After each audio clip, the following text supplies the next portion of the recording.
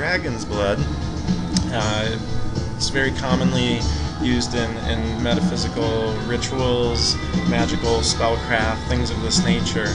It's a powerful herbal resin derived from actually a palm tree. Did you know that? Did you know that dragon's blood comes from a palm tree?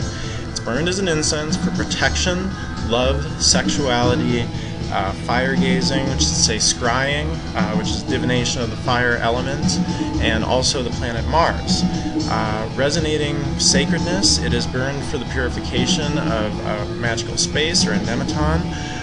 Men put pieces of dragon's blood under their bed or carried them to regain sexual virility. If you haven't seen what dragon's blood looks like, and I only recommend buying it in resin form, otherwise you don't know what you're getting. Dragon's blood resembles kind of a dark red rock. In most cases you're going to get it in a form like this, which is a small quarter-sized piece of dragon's blood resin.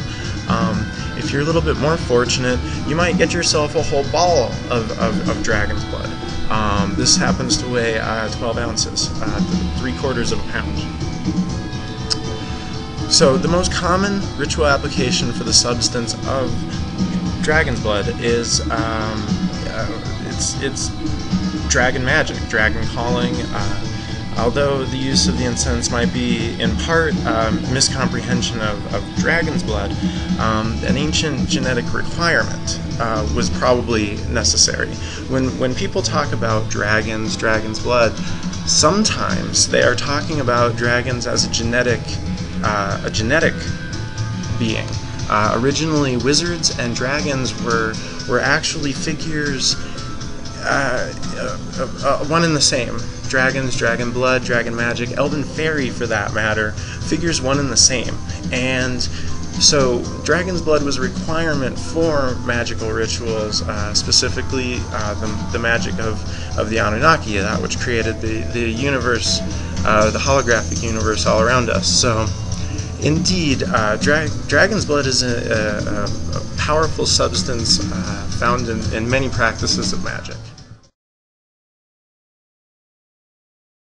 So whenever you're burning dragon's blood, you got to make sure you really get that charcoal going. Dragon's blood has a tendency to put out charcoals. The resinous substance kind of melts across the charcoal surface and has a tendency to put out the live coal. So you got to make sure it's good and red. You want to make sure you have an appropriate place to set the charcoal. And blow on it a bit to get it burning faster.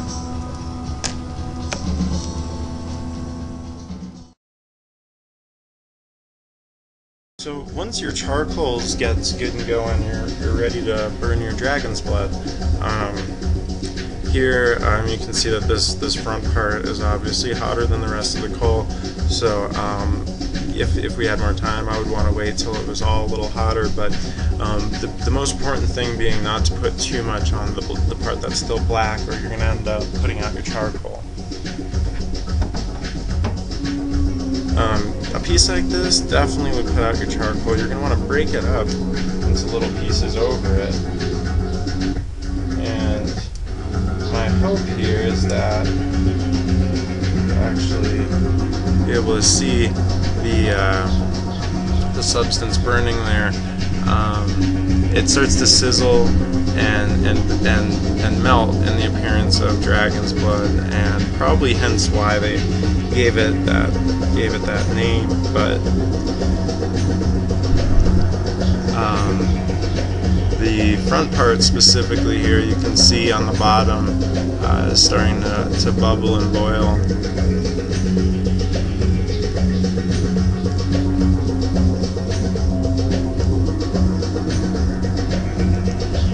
And that's dragon's blood.